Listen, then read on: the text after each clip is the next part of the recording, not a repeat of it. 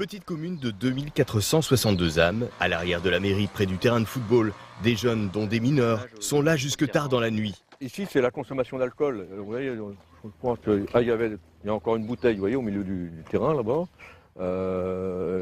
Et on casse les bouteilles, il y a du verre, et les jeunes viennent jouer au foot après. Donc on a dit, bon, il faut que ça s'arrête. L'arrêté d'interdiction de circuler pour ces mineurs de moins de 14 ans a plutôt été bien perçu par les habitants de la commune.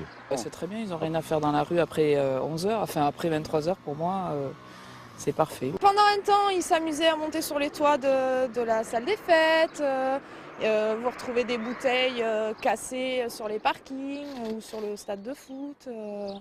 Donc forcément, au bout d'un moment, c'est normal qu'il y ait des sanctions qui soient prises. Si le maire, ancien parachutiste et ancien salarié de Veolia, a décidé de sévir, c'est parce qu'il a trouvé des situations totalement anormales. On a pris cette décision parce que dans nos tournées de dialogue, etc., on a trouvé des mineurs, dont une jeune fille qui n'avait pas 13 ans, à 2h du matin, qui va ensuite au collège.